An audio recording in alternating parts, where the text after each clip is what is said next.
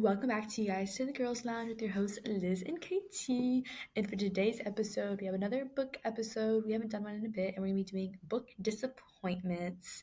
We might be ruffling some feathers here. I don't know if we have any controversial opinions, but we're gonna be talking about any books that they just weren't it for us. But before we get into that, we're going to go ahead and get into our life update. So for me, I am currently on an impromptu trip to DC. If you couldn't tell by my background, if you're even watching a video, we don't know how this hotel Wi-Fi is doing for us. But I am not home right now. I made a little impromptu trip to DC with my aunt and my mom because my cousin and my mom.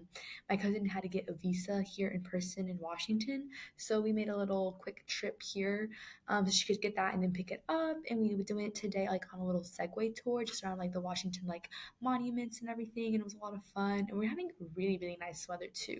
It's actually perfect outside. So that's what I've been up to since we last recorded. Yeah, so basically me and Liz essentially just swapped city lives. I actually just got back from New York City last night. I was there from August 1st to August 4th and I had the best time. It was so nice. I'm like, I want to go back again. And I literally, it's like I fell in love with New York again just because I like went to like new neighborhoods. And it's crazy because like New York is so big that even with my second time going, there's like so much that I miss and still want to see. So definitely I'm trying to go back to New York again sometime in the future, but it was just me, my aunt, and my mom, and it was the perfect cute little girls trip. We got to do like pretty much everything that was on my itinerary. We even explored another borough of New York and we went to Brooklyn, which was really fun. I'm not going to go too in depth with it. I'm going to do a like shameless plug, and I do have a YouTube channel, and I did kind of like got a couple clips here and there that I'm going to try to make a little vlog out of. So if you want to see that, I can like link my channel down below, but it was super fun. Didn't really see any celebrities or influencers though, which I was like happy. I was like not happy, but I was just like, oh, like I wonder if I would see it because I just knew by social media that a lot more were actually in New York this time, but I didn't see anyone sadly. So surely third time's a charm, but I just had the best time. And can I just say the room background looks so good. I love the walls. Thank you. Yes, my room has definitely made some more progress. I was actually looking at some stuff today, but I think some stuff is just going to be in the future, but surely I'm going to get like the most of it wrapped up by like the next couple days or two. Oh, and I also forgot to say that after the Charleston trip and the New York City trip, I'm done spending money, you guys. My bank account, she's hurting, so I'm getting back into my survey era to replenish my wallet. I've been back on doing my surveys, 2-day streak so far, and playing some games to make me some money. I'm about to be following suit. I saw this one TikTok where this girl was making money for like walking around her home. So I'm looking into those apps right now. But now we're gonna go ahead and get to our favorites of the week. My favorite of the week is walkable cities. I absolutely love just being able to walk outside and you're automatically where you need to go. You can just walk.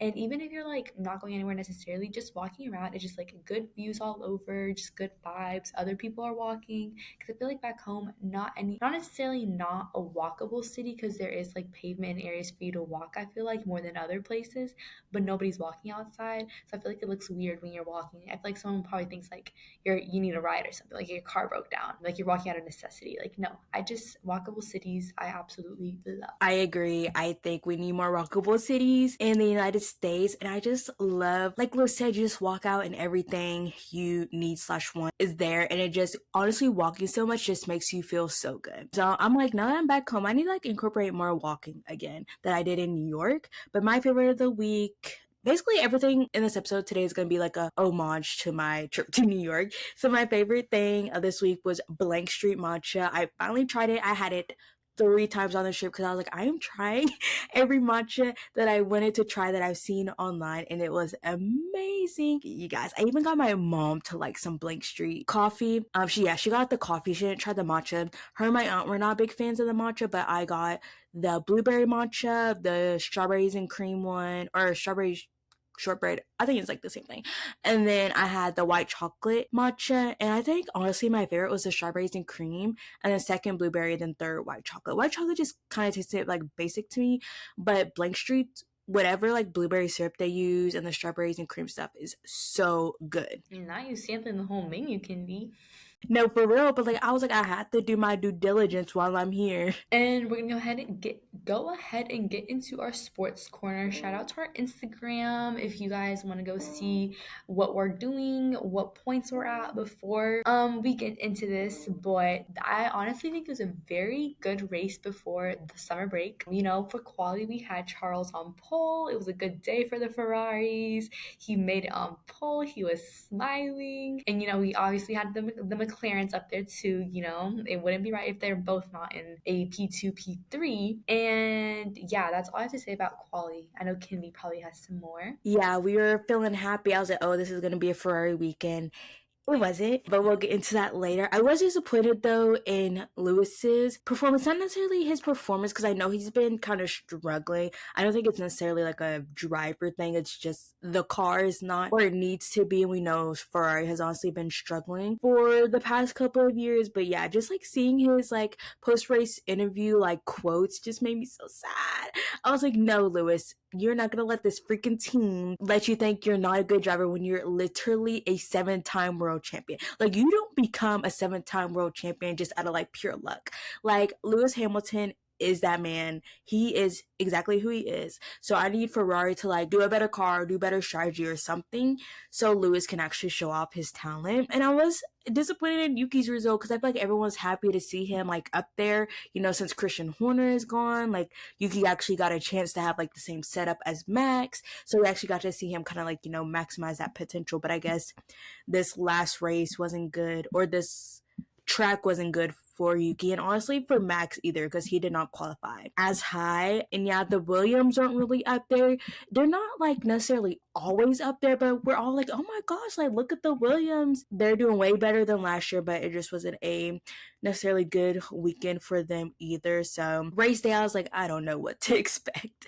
So going into race day, I missed the first 10 laps. So I couldn't tell you much about that. I did watch the race highlights, so I know there was a little bit of a Max and Lewis battle, which is like kind of like the old days, but at the same time, they're like fighting for what, like P7th or something? I can't remember, so that's kind of sad. And then we all know Ferrari, Leclerc, they started off strong because Leclerc went in being on pole, and let's just say Ferrari strategy just went boop, boop, boop, boop. And I think some stuff ended up happening with the car, and let's just say Charles ended up losing that position. And later in the race, Piastri actually ended up overtaking Leclerc, so then it would be a McLaren 1-2, and then Russell, just to, you know, make it worse for Leclerc, Russell ended up overtaking Leclerc's for third. So, you know, Charles was just off the podium. I mean, he did say it would take a miracle for them to be on podium, and that miracle did not come. So that was not the best. But yeah, then we got a little battle between the McLaren boys, which is always good to see. But yeah, that's pretty much things that I thought would be of note for the actual like race action. All I know is this really showed the Ferraris need to get it together, because how do they fall for the little like pit not pit from the McLarens, because that's when they passed Charles and gained P1. The way they were like playing with him, they're like, we're gonna pit, we're not gonna pit. Charles pit, they didn't pit, they passed him, and Charles never caught up, as we know. Once again, just Ferrari's planning, and I think it's really interesting because it comes after I forgot his name, but the team principal's contract got renewed for the next season and like a couple more seasons or whatever. So people are like, this is the results he's given us, and we're renewing his contracts. The math isn't adding up. I don't know. I feel bad for Charles though, because once again, it's just a weekend of frustration for him. Yeah, and I definitely think Charles was like, no, like you guys need to listen to me. We need to do this instead of that. And we obviously see the consequences of that. And on the team principal, in my opinion, I don't think it's necessarily a team principal problem. I think it's more of a problem with the race engineer, like strategy people, and like people more higher up in Ferrari who are like making like the car decisions and stuff. It's just like the car, for some reason, pace wise, is just not up to par, which is crazy considering they're like second in like the team points championship. But I was like, yeah, Ferrari, we need to have a team meeting over the summer break. Everybody rest, look over the data, and we just need to get it together for the next race. What KT said, it's gonna be interesting when we come back from the break, because honestly it could go anywhere, because you know, obviously world championship is gonna go, like the team championship, it's gonna go to the McLarens, I feel like, unless a miracle happens from all the other teams. But like from like team like place 2 and 3, it's like pretty close. It's not like that far apart between them. So it really could go anywhere for those teams. Exactly. And then just a quick little note, although Wildfire was struggling, we did have some good things. Like it was McLaren's 200th race win, which was really fun. And then Bortoleto had a career best finish in Formula One. He got P6, I believe, which like in a Sauber, yeah, you better work. He did so well. And then both Aston Martins had like their best finish of like the year, and also in a couple years, I think. I forgot the numbers, but they were up there in the top 10. So congrats to them too. I know they're probably happy that they got a good result before the summer break. So hopefully they can keep that moving, keep that momentum going when we come back. But Liz, do you have anything else to say about the race? Okay. So we're just going to do a quick little point update. So I now have 177 points after this race, and Liz has 95 points. She did gain some points though, which is good though. We're going to let her have those points that Pierre gained, even though they did him dirty with the penalty, but we're letting Liz have those points. Yeah, a win is a win. It doesn't matter how it comes. And we're going to go ahead and get into our pop culture. And we wouldn't be doing it right if we didn't talk about the ads that are coming out. A lot of brands are getting a lot of hate. Cough, cough, cough, American Eagle for some of their ads. Just bad ads in general. So we all know about the Sydney Sweeney the Sydney Sweeney ad with the whole like blue jeans, like great jeans comment, and like the play on words that they're calling it. And I don't know if everybody has seen, but not Abercrombie, American Eagle came out with a little like apology, but not apology though, because they never said I'm sorry or we're sorry. They more so said you guys are looking into it too deep. But we all know what they did there. Yeah, American Eagle's apology wasn't even an apology. It's basically saying we said what we said, and that's it. But yeah, I would say with my experience with the ad, when I first saw it, I didn't think anything of it. And that's not saying like I don't agree with the criticism. It was just because I just don't care about Sydney Sweetie that much. So like, I saw the ad, watched it, but like didn't take any of the messaging in. So I just like saw it. And then like the next day, I saw all the like the backlash for it. And I was like, wait, why are people upset? And then I saw, oh, like there's actually like some very weird messaging in it, which I feel like is definitely like a good reminder that things are always that deep, especially in this political climate, because you don't understand like these corporations, not to sound like too political today, but like from what I've learned throughout school and stuff is really just how these corporations and businesses are just really playing hand with like our politics and like, pop culture and like the whatever the values and views of people are in this time. So for American Eagle to be putting out a brand or an ad that is very white supremacy vibes, saying that like being white and having blonde eyes, blue hair is like the best like thing, is not the best ad to have at the moment or literally ever. So it was just really interesting to see people bring up that aspect of it, because I feel like that type of stuff can kind of get, I don't know the right word, just like looked over if you're not really paying attention. Like as I said, for me, I saw it, but I didn't think anything of it until later. Yes, and then at the same time, like while all this backlash is happening with American Eagle, Duncan, I think it was Duncan, yeah, they came out with a ad with what's his name? Gavin.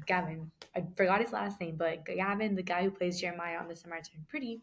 And I don't even remember the ad, but I just think it's like the timing of the American Eagle ad and then the Duncan ad, and I feel like it's kind of the same vibe, but not to the same extent. But it's just like a male instead of a female. I think that's the criticism that Duncan is getting with theirs, and just like the messaging and like a read the room type of thing, because it definitely came out after the American Eagle one and after all the like criticism that they were getting. So it definitely could have been something that was like pulled, I feel like.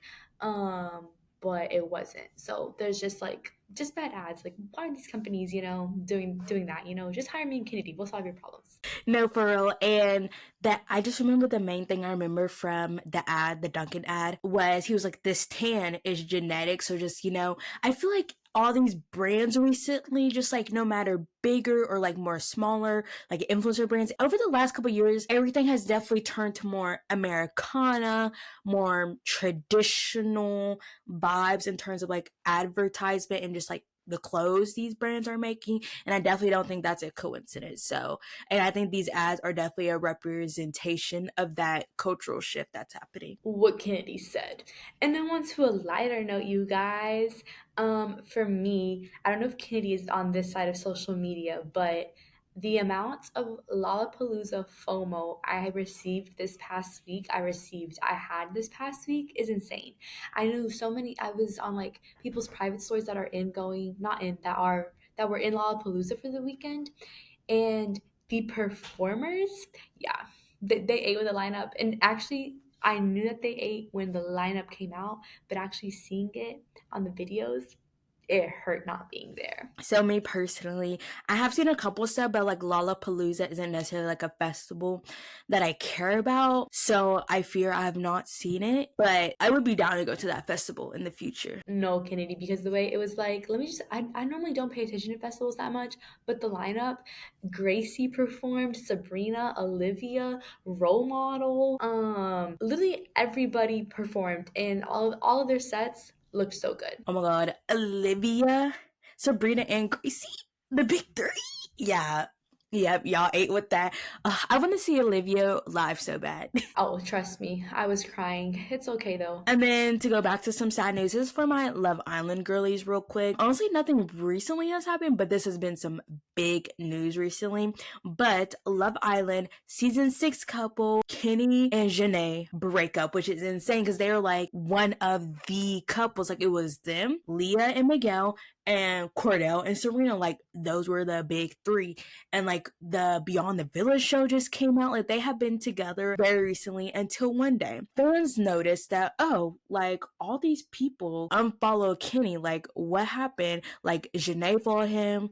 Their names are taken on each other's bio. All the other Love Island cast members were like unfollowing him. So people are like, what's happening? And then finally, Kenny, hold on, I'm like looking on an Instagram account. So it was Janae that broke the silence first, and she posted an Instagram story saying like, "Hi my loves, thank you for all of your love and support. It means the world to me. As you know, Kenny and I are no longer together. Please know that I have seen all the breakup theories and none have matched up to how terrible, disgusting, and disappointing it truly is. Discovering that someone you loved isn't who you thought they were, and that the relationship you thought you were building hasn't been genuine since day one has been truly devastating. Thank you for respecting my privacy, and please know, as a child of God, I will always be okay."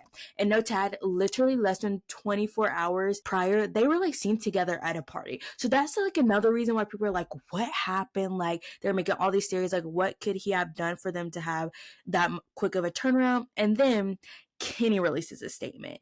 And basically, he just like, the past couple days haven't been easy. It's not easy going through a breakup in the public eye, blah, blah. He doesn't matter. And then basically, Janae didn't like the response and she called him a manipulative liar and that he's not taking accountability and that his first statement really made her mad. And then basically, everyone else started chiming in. Leah said, "Delete my man off your page," because I think he had a post up. And then basically, everyone else was kind of like reposting like his statement, being like, "You're disgusting, you're a liar, blah blah." And at this point, everyone's like, what? Like, what could he really have done? And then, hold on, let me find the other post. Okay, I can't find the post, but basically it came out that Kenny was racist and he made racist comments, so that's why they broke up. And which is crazy because it's like, this whole time you've been fake. Like, basically they found messages that he was like, you know, he doesn't really like black girls, that he just wants to ride this out for the money, blah blah blah. And I just thought that was crazy because men really be walking demons. Ride it out for the money is a crazy statement to make, especially this day and age when everything can just be a screenshot away from it from being exposed. But anyways, now we're gonna go ahead and get into our what we're watching, and I think both me and Kennedy watched the same amount of stuff this past week. So that is a first in a long, long time. So my show that I'm watching right now, because I'm taking a break from Scandal because Olivia is really making me really, really mad. I didn't think that this would ever happen because normally Olivia, I agree with her. Like I'm vibing with her. For those of the guys who don't know, Olivia is the female main character in Scandal, and normally they be making me mad from season 1, episode 1, but not her. I've been standing with her for like 6 seasons now. But for some reason, right now where I'm at, she's just really, really frustrating me. So I had to take a break, and I'm back to watching Squid Games season 3. I'm on episode 2, I think, and it's definitely like so much more bloodier than other Squid Games.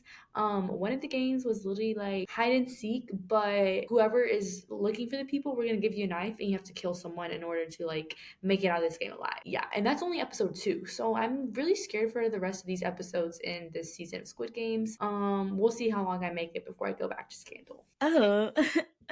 Wow, sounds like Squid Games is going to be put off for longer than it already has. But the only thing I've watched is The Hunting Wives, which you guys give me another good show to watch because I'm like, nothing else is hitting. But basically, it was like a very like crazy show that Netflix put out. And I hope there's a season 2. Basically, it's the same type of show.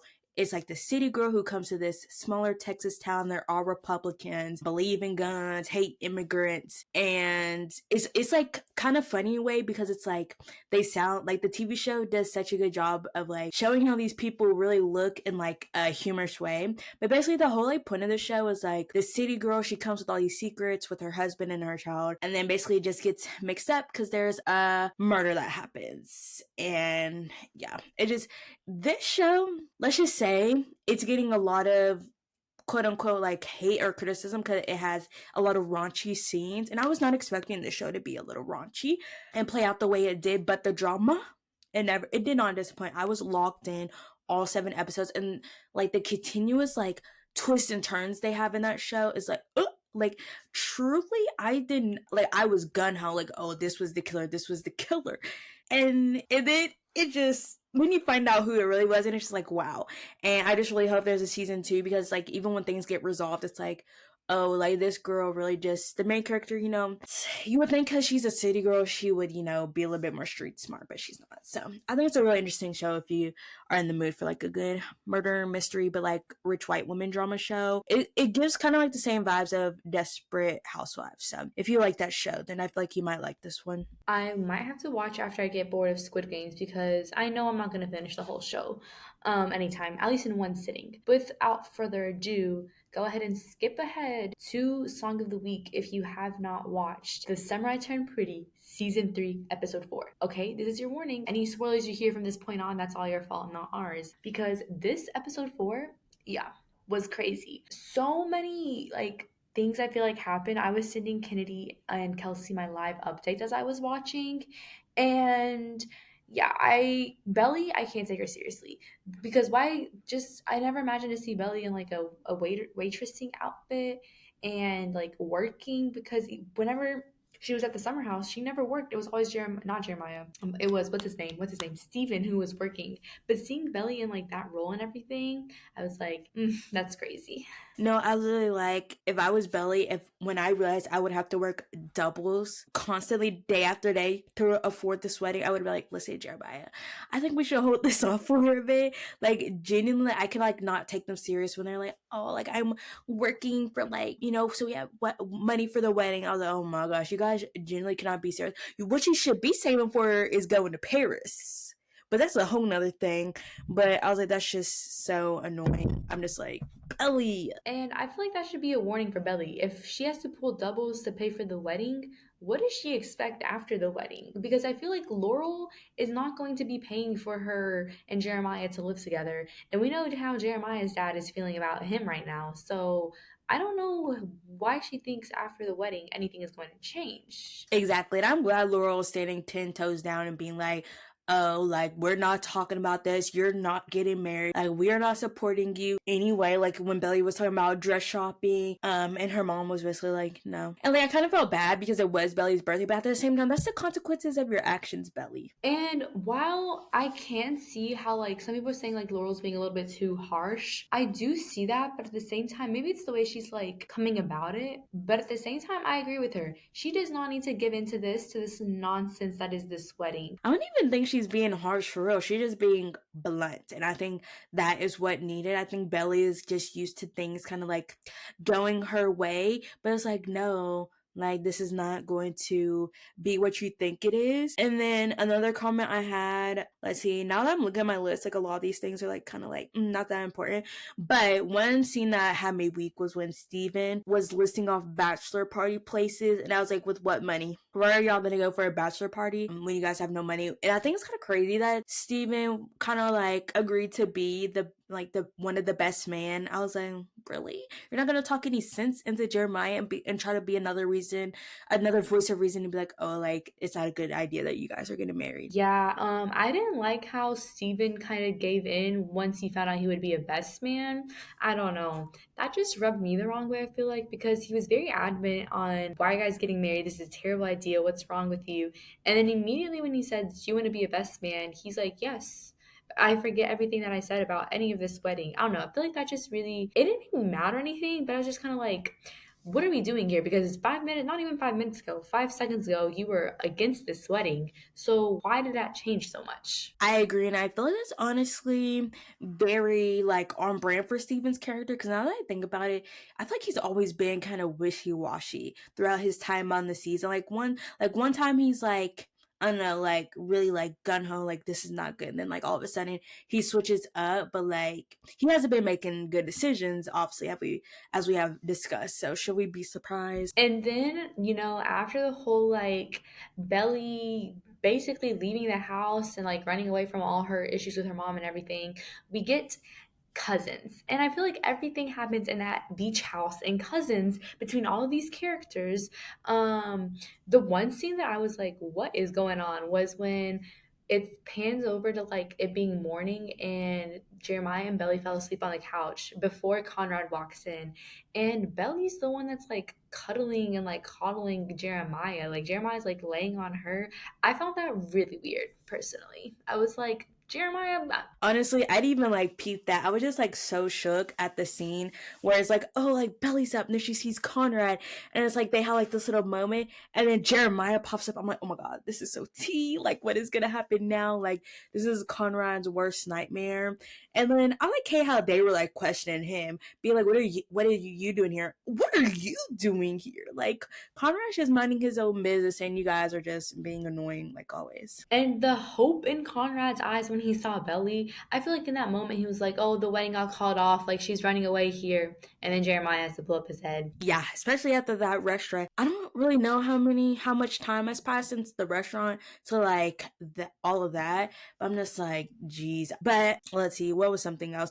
Oh, and then we also see whether our cousins, Jeremiah asked Conrad to be his another best man, and Conrad was standing 10 toes down on business as he should be, and he was like, no, like it's ridiculous. And then of course Jeremiah gets mad because he's a little baby who can't handle nothing. And then we basically get a heartbreaking scene where Jeremiah and Belly are making fun of him, and Conrad overhears him, and that broke my heart. I was like, why would you guys do that? The way it wasn't even one scene, it was 3 scenes of them making fun of him. Because we get the first scene where like Conrad's upstairs, like doing his, I don't know, adulting stuff, and they're downstairs watching that movie. At first, when she goes, what she says ridiculous, whatever it is, something that's what she said. I'm pretty sure ridiculous, right? Yes. Well, when she said that, at first I was like, okay, like, are we supposed to know what movie they're watching? Like, is this part of it? And then she goes at it again, and then it clicks in my head, oh, they're making fun of Conrad. And I was so mad in that moment. And then again, we get another pool scene where oh, no, no, no. Before they even the pool scene, we get the scene where when they first see Conrad and they go into Jeremiah's room, they're kind of like hiding it out in there, and then like they're like making fun of him, like, oh, like what's he doing here, like blah blah blah. That really made me mad. And then the pool scene, and then we get another pool scene where they're making fun of him. I swear, every single episode we had was just them making fun of Conrad. No, for real. And I'm just like, y'all making fun of him for saying it's ridiculous. I'm like, that's exactly why you guys shouldn't be married, because you guys are so immature. God forbid. Okay, there's like so many things. God forbid he doesn't want y'all to get married. But at the same time, like technically, Belly, that is your ex. Why would he want to be up there? Like that may be Jeremiah's brother, but at the same time, that is still Belly's ex. Why would he want to be at the wedding? Like, be so for real. And they're so immature with with like the whole like ridiculous thing, I didn't even remember him saying that apparently, or like when he said that to Conrad said that to Jemima. Did not remember that, but they're hung up on that one word. Belly didn't even hear that word to begin with, but she got it all in her head. But also, yes, I do agree. I feel like they're looking past the fact that Conrad and her like had a thing. Like she chose him first. Obviously, it's more than just like the fact that they're getting like married hella young, hella quick and everything. But it's so much more than that. And they're just completely ignoring Conrad's feelings as they always do. I swear. They act like Conrad is some robot and he has no feelings. Like you guys are the ones who made them that way. He's scared to talk to you guys about anything. You're just gonna make fun of him. Exactly, but thankfully Jeremiah at Cousins doesn't last too long because he has to go to work because Mans has his internship at his dad's office, and I was like, yeah, he's gone, but then we get that scene. I think it was like, they were like, oh, we don't want to leave each other, ugh, I wrote, and then we hear her say she's not gonna go to Paris. So they're not together. So they won't be apart. That's what I meant to say. I'm like, girl, that is quite literally the dumbest thing I've ever heard you say. And I can't wait for her to tell everyone that she's not going to Paris. And they're like, why? And she's like, I don't want to leave Jeremiah. Yeah, they're all gonna laugh at you. You laughing at Conrad, they're all gonna be doing that at you. Exactly that, and I can't wait for it. And then this was like a cute little scene that I liked was the kid flashbacks from when Belly was younger, and I just love that she had roller rabbit pajamas on. I was like, she would. I just know Savannah got them for her, or not. Is her name Susanna? I think I called her Savannah. I think I like typed that name on accident in one of the messages when I was like sending my live updates. I didn't even realize that I put Savannah instead of Susanna. Susanna? Yeah, Susanna. Yeah, I immediately texted Kennedy about the roller rabbit pajamas because I knew she would understand. And yeah, it's giving very much like no like just East Coast rich family. Like yeah, it would be because some people are like, what kid would be wearing those? A kid that is vacationing basically like in the Hamptons vibe. That is who would be wearing those, you guys. It's very spot on, I personally feel. No, facts. So, and Loki, I feel like they try to paint Laurel, or Laura tries to paint themselves as like, oh, like we really don't have that much money and stuff. But I feel like they definitely do got a little bit of money. Not, maybe not as much as Susanna, but I definitely do think they got some moolah because like look at their house. And a little like side note, but also with that scene, I didn't even like really process it like in the moment, but I've seen a lot of like TikToks and people talking about how like that scene really showed how like Laurel is the only one who like really, really, really like knows like Belly, because I feel like we get a lot of like mentions from Belly, like, oh, like Susanna, like what would she want? Like she would want this, like blah blah blah. But really, like, yes, Susanna was like a good person and she loved Belly like a daughter and everything. But at the end of the day, Laurel's the one who like knows her like her daughter because she is her daughter. As we've seen like in season one with the whole like the Deb ball, how Belly wasn't sure, but Susanna was like pushing her, and like the dress, it was like Laurel who knew what dress she like actually wanted. I feel like with this scene, like the flashback, we see that like Susanna's pushing Belly to like spend the night alone in the room, like she's grown up, but Laurel's like, I don't know, like I don't think she's ready. And as we see, Belly wasn't ready, like she was scared. I thought it was gonna be like a scene of like Conrad coming in and like being protective of her, of like telling the boys to stop like making sounds and everything. But no, it really went another direction and showed just like how much Laurel is there for like Belly and everything. Because a lot at the core of this episode is that Laurel is not okay with this wedding, and she made it very clear, just like not even going dress shopping and everything. I feel like with this scene it really showed that like that contrast between Susanna and Laurel, especially because all I feel like all Belly does to like justify this is like, oh, Susanna would want this, Susanna would want this, like what would she want? Girl, what would you want? Yeah, I have no notes on what Liz said. She summed it up perfectly. And I think this episode not only showed that Laurel truly, like, she's truly the only one who knows her daughter, but truly, Conrad pays more attention to her needs as well. Because I remember Belly was crying and Conrad was going to say, like, deuces and just leave her. But instead, you know, he got up the next morning, wished her a late happy birthday, and, like, cooked her favorite meal. Whereas Jeremiah, or her favorite trip, or not trip, her like favorite treat or something. Whereas Jeremiah earlier was like, well, I'll just feed Belly ramen, you know, once we get married. So I feel like we just really see, you know, truly who knows and cares for Belly and who, you know, may have good intentions, but just isn't they just don't know what's best for Belly all the time. that part because the comment was actually crazy. Yeah, Belly's gonna need to be working more than 2 jobs in order to even be eating right. I agree. And then towards the end of the episode, I think this is what shocked everybody the most. As you guys know, like everything about this series is about Belly. Like the books are from like her POV. The story is narrated through her voice. And then what do you know? This whole show we've only heard Belly's voice. And all of a sudden we hear Conrad's POV. I think since like there's no show and like people just reading the books, like people have been wanting Conrad's POV. And so it seems like very high hopes that will be what the next episode is. So I'm really excited for that. Now that I think about it, I think there might have been a couple like paragraphs or something that were Conrad's POV in book 3, but I'm really excited. And allegedly the rumor is the next episode is all in his POV. And Jin Han did say it's not 90 episodes, but someone did say it technically says like 71 minutes. Or y'all, it's late. I cannot talk. I'm pretty sure I said 90 episodes. 90 minutes. Yeah, 90 minutes.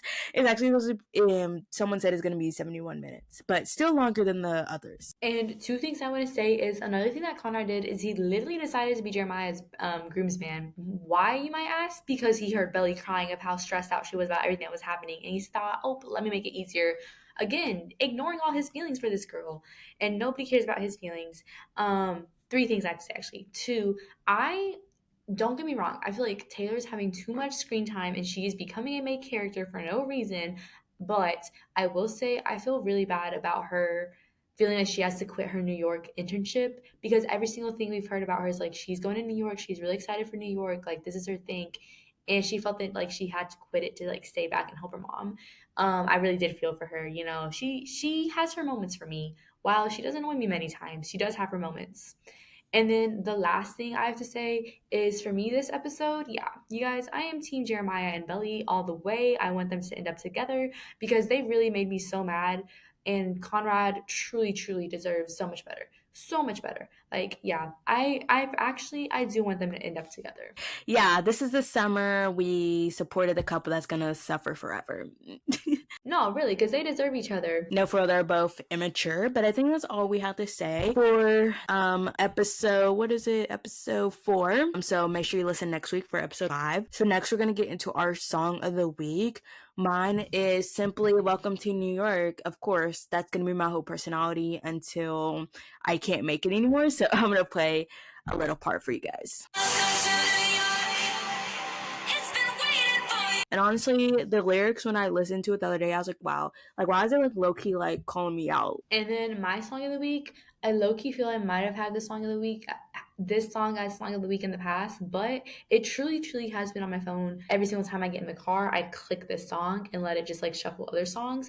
But it's Cedar by Gracie Abrams. And I was watching a TikTok and they were saying like underrated Gracie Abrams songs. And they said this song and I was like, oh my gosh, I totally forgot about it. But it's also in the Buccaneers. So that's where I originally heard it. But this is my favorite part of it.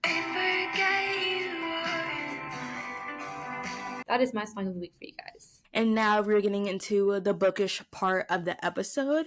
So as Liz said earlier, we're just going to be talking about our book disappointment. So basically we're going to talk about books that didn't necessarily live up to the hype. Hopefully we don't have any controversial books. And honestly, I had to like kind of scroll through my Goodreads for a bit because I feel like I definitely do rate books for the most part pretty highly. So if I didn't like it, then that's how you know it just really was not a good book for me. No, because same, especially like I feel like this year of reading for me, I've been giving a lot of 5 stars.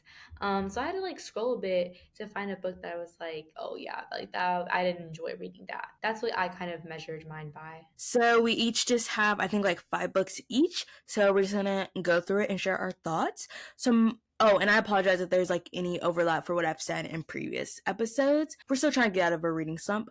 But my first book is Love Theoretically by Ali Hazelwood. I gave that a 2.5 out of 5 stars.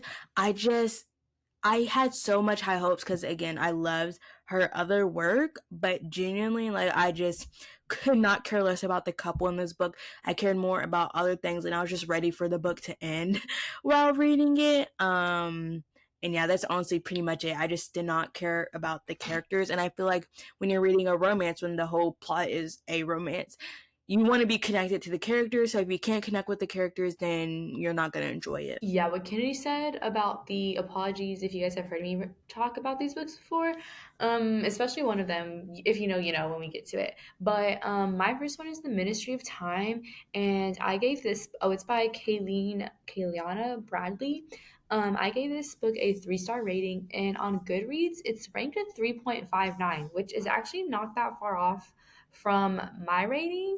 I don't know. I feel like every time I heard about this book, it was people giving it like super high ratings, saying like it was their top book of the year, like it was so good, and that's why I decided to read it. I should have read that Goodreads rating, and I should have known. I should have not even read it. But I don't know. I just didn't like how this book was written. It kept on going between like different timelines, and the way it was written, it was really confusing because at the same time, now that I'm thinking about it, I don't think that like the past timelines were even important to the plot of it. And if they were, I just wasn't following on how they were important. I think that was like my biggest issues. I feel like it was going nowhere. Yeah, I just did not vibe at all. Like I truly cannot even remember the characters' names. My next book is Say You Swear by Megan Brandy. I feel like this was more talked about like a couple years ago, but basically it's like a football sports romance, I think. And I know that there's like controversial opinions about rating books, even if you DNF them. But like, I'm sorry, if you even like, amount in like a little bit of time, like you can say you read that book. But I gave it a 1 out of 5 stars and I DNF'd it at 13%. And I was excited about this book because one, it's like a sports romance. I don't really read those, but some of the ones I've read were pretty good. But from all these different like book TikTokers, book YouTubers, like I'm talking about 4 or 5 star reviews. I've heard nothing but good things about the male love interest Noah, I believe, in this book. But the dialogue and just how this book was written was so like just immature, childish, very like Wattpaddy, but like the bad side of Wattpad with like authors who just couldn't write. It was just so not up my alley at all. And I couldn't even make it 10 chapters into the book, guys. It was just too, it almost felt like reading like a YA book almost. But mind you, these people are supposed to be going into college. So this was me college age and the way they're acting. I was like, I cannot finish this book. I don't know why people love this so much. But yeah, and then when I was reading the little chapters, I was like, wow, a whole bunch of nothing is happening. So I just decided I'm not going to force myself to read it if I can't even make it 10 chapters in. So I DNF'd it and I was super disappointed because, like I said, I've only seen great things about it. My next book, I think this one might be controversial, is Fearless by Lauren Roberts. I gave it a 3-star rating, and on Goodreads, it is ranked a 4.12 stars out of 5. And this is the third book in the Powerless trilogy, so it's the last and final book. And I really did enjoy books 1 and 2. So this book, for the most part, it follows this girl named Peyton. That's how I say her name. I don't know if that's how you actually say it, but they live in this like fantasy world where people have, you're either like an ordinary or you're not, and you're an elite, and majority of the society is like elites, and there are people who have like these like powers kind of, and they're taught that ordinaries are like poison and a bane to society, and like they're going to like dwindle their powers and everything. So basically all of the ordinaries are killed, or they live in secrecy, and like they're hidden and stuff, and they act like they have powers. And Peyton is an ordinary, and she gets by telling people that she can like read minds or like that kind of thing. And so that's how she gets by, but she basically gets roped into these games, and she has to like act like she has powers. That's like basically like book 1. And then throughout the trilogy, it's her interacting with these two, the princes of the fantasy world and everything. And yeah, so that's basically what it is. It's like a love triangle's going on, but then like all this other like political stuff is too. And I did enjoy books 1 and 2, specifically book 2. I loved that book, but book 3 just didn't do it for me. I feel like we lost the plot of the story at the end. It felt kind of like rushed at the ending too. there was like some stuff where I was like, why are we going this way? It was just, I feel like the author took the easy way out and kind of like rushed the ending instead of like going a different way, more complex. It was just like very random to me. I don't know if other people who read this book feel that way, but the ending, it just didn't feel right. I was like, why? How did this happen? Like, they basically made somebody look like they went crazy and insane, and it just didn't make sense, like why they did that. Yeah, so that was my rating and how I felt about it. I do know that she is coming out with another book. I don't know if it's like a spin-off, and if it is, I don't know who it would focus on specifically. But I guess I'll read it because I am intrigued. But it just didn't do it for me, especially it being the last book in the series. I feel like those books, like you have to end off with a banger, and it just like it just went downhill. It just wasn't it. My next book is Things We Never Got Over by Lucy Score. It's the first book in the Knock 'em Out series. And again, another series slash book I've heard nothing but great things about, just glowing reviews, and I gave it a 2 stars out of 5. And the overall rating for this is a 4.13. So you can say I was very much in the unpopular opinion. Literally, I'm looking at my review, and the first line of it says, "Not this being one of the worst books I've read." Like that just sums up my whole reading experience. It was just so bad. I'll just kind of like honestly skim through my review because I feel like that just explains it the most. I honestly am surprised I managed to finish it because it is a thick book. I read it on my Kindle though, so that definitely helped. I did go into this book because again, the great reviews, and I thought the premise of it sounded interesting, but I just again, it was just very childish writing, very immature characters. I didn't like the male lead. Yeah, and I just, let's see. Oh, yeah, the male character, he basically is what ruined the book for me. And I just would not recommend it to anybody, honestly. It was way too long. And maybe if it was a different male character, I would like it, but he was just too, like, fee fi fo fum, and like I don't know, just something about him was just a little too much. Like I don't like your energy, sir. I'm like replaying that since the P5. um, yeah, that is kind of controversial. I feel like I heard a lot of good things. Honestly, I feel like some of these, I'm like, I wonder if I had read them earlier on when I added into my TBR, if I would have had different opinions. Because I feel like right now, some of the writing, I'm like, what is this?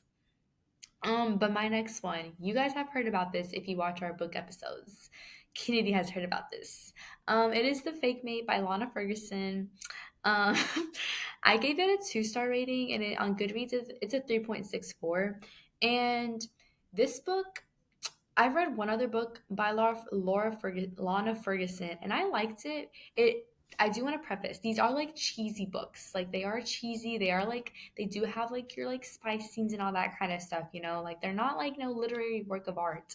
But I enjoyed the one that I read before this. It was a quick, easy read. But this one, I just couldn't get behind the writing. I think the writing was it was like similar to the other one, but it was just the fact that it was a like fantasy-esque, because there was like werewolves that I couldn't get behind, because I feel like the author with the writing tried too much to make it to tie into the werewolves aspect, but then she wouldn't try enough, because there was some scenes where it was like it was very randomly like, oh, like they're a werewolf, like they have a tail or something like that. Like it was very like random comments that were like made throughout the book to like remind you like these aren't like actual like regular people, they're like werewolves. And then like there was like some scenes where it was like I'm pretty sure like it was like a barking or like I don't know, just like reading that, I feel like she wasn't able to connect her ideas onto the paper. And I definitely feel if she would have taken off the whole like werewolf aspect of just her trying too much with it, it would have been like a good, like quick, easy, cheesy, like a little bit of spice book. But because she tried too much, it was like you were reading and it would always be in the back of your head, like, oh, they're normal people. And then, like, nope, slam, they're werewolves, you guys. Don't forget that. It was just very off. And I think it definitely, if I would have read it like 5 years ago, maybe I would have enjoyed it more. But now it just, the writing, it wasn't it. It was a disappointment for me. No, because I still remember when you were texting me when you like were reading the book and you were so confused. You're like, wait, they're like werewolves? And I was like, that is so funny. And I feel like even like you sent me the cover or something. It's like you would never think that like this is a werewolf book. Like there's like a little like paw print, but it's not giving werewolf on the cover. Oh, I was like not on mute and then I like muted myself. Yeah, it's so random. Like I'm looking at the cover right now and they don't even have like ears, they don't got like tail, like it's literally just the paw prints. It honestly, that might have, it was very close to being a DNF, but I kept on reading more so because I was like, maybe it'll make sense. Like it'll make sense. I finished that book and it never made sense. That's too funny. My next book's kind of a throwback. This is a book I read in 2022, so it was really popping off in that time.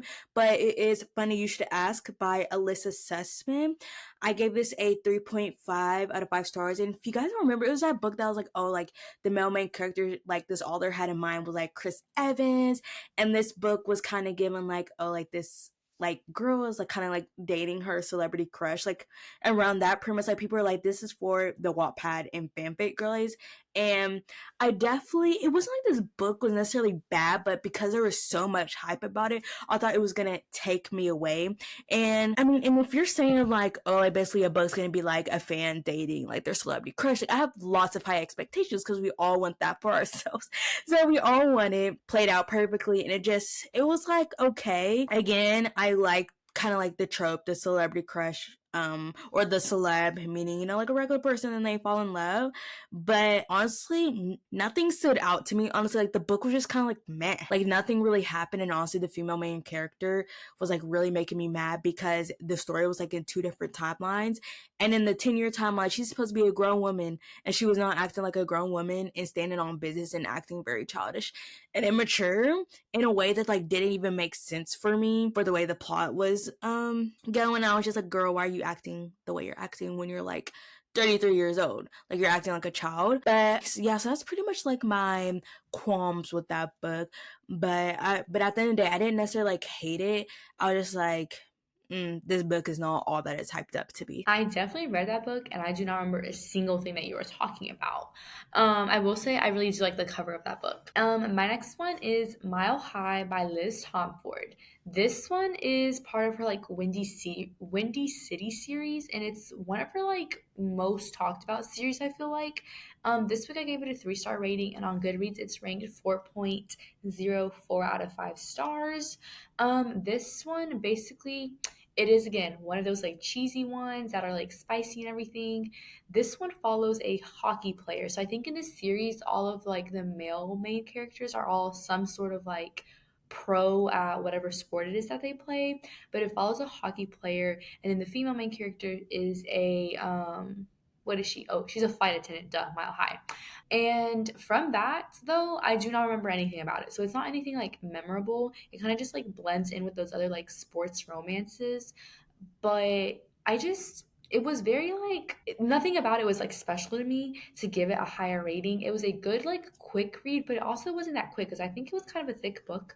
But it was just like those, again, it was nothing special. Like it's those sports romance books that, you know, it's basically the same thing, just like a different sport, a different like female does a different thing. And I know some of the hate that this author gets is that in her books, she makes it to where like the female main characters, I think, it emphasizes how they look a lot more than like other books, or like the way that she like words it, it's very like blatant the way that she's trying to like describe them and everything, where it's like, is this necessary to the plot of the book? And I do see like some, because I remember like when I was like seeing if other people felt the same way I did, that was like what a lot of people said. It was just like, I don't know. Again, they're trying too much in their writing sometimes, like the writing. And then, like I said, it's really nothing special. It's just your typical sports romance.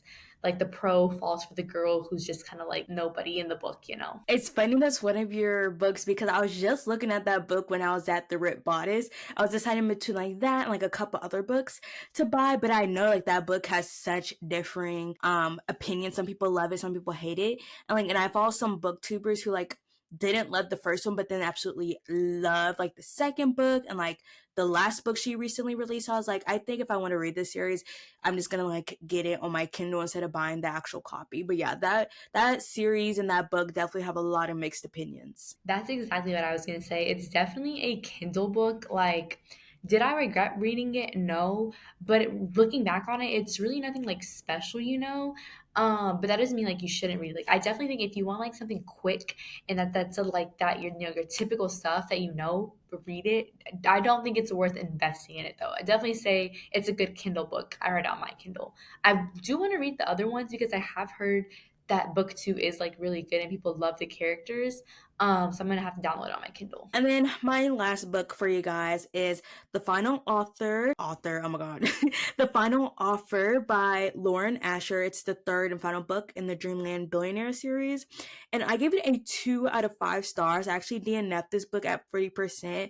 And why I was disappointed is because I really liked the first two books in this trilogy. I'm pretty sure I gave them like each like 4.5 stars. Like I really enjoyed them, but something about this third book just did not hit for me. I just thought it was very like, okay. Like I love a cheesy romance, but there's like some type of like cheesiness humor that just doesn't sit, like just doesn't hit with me, and I feel like that's what this book was. And I don't know, it just wasn't giving. I just realized at the point where I DNF'd, I was like, do you want to DNF it? Like, do you actually care about these characters, or are you willing to like push through? But then I was like, I genuinely don't care where their story goes, so I DNF'd it, and that's one series done. So yeah, I just was again disappointed because it just didn't hit for me. Even though I loved the other ones, I just felt something about the book just felt different compared to the others. I just didn't connect with these characters as much. But yeah. You know, I wish I had that like the asking yourself questions before you DNF it because I forced myself to read it. Like I was like looking at my Goodreads and all these books, even if I didn't like enjoy them, I finished them because I'm like, you have to finish. Like you can't leave it on DNF. But yeah, no, I wish I would have DNF'd a lot of these books that I'm like looking through. But this next one is The No Show by Beth O'Leary, and I gave it a 3-star rating and it's ranked 3.79. I honestly read this book because I liked Beth O'Leary. She did The Flat Share, and I really liked that book. And also, I love the covers of her books. I think that they're so cute, and that is basically why I read this book. But I just feel like it moved very, very slow for me. The end, when everything kind of like started coming together, I was like, oh, this is like good. And I was like reading through it, and it was like, coming all together. But I feel like it took too long to get to that point. The book itself is not at all thick. It just has a lot of like stuff that I feel like that is unnecessary, or it just makes it move very slow and slower than it should be because it's not a thick book at all. It's a quick read, but just the pacing of it because I feel like it had so much potential, but the pacing of it just really threw me off and it became a disappointment because I expected so much more, like more character development, and this book just lacked all of that for me. Yeah, I feel like I've seen some conflicting reviews about that book as well on Goodreads. It's the ending. Everything is like so rushed. And yeah, like it was a good idea, but just the way they executed it, I think that it just missed the mark right there. So we have now reached the end of our episode. Those are all of our book disappointments.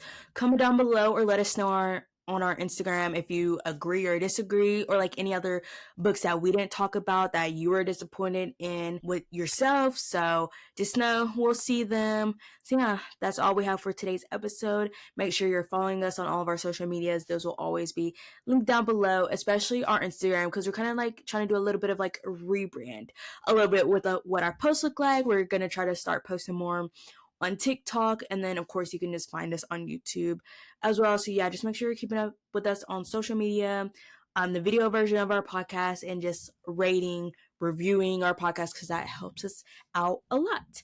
And with that being said, we'll see you guys in the next oh my god, we're never recording this again.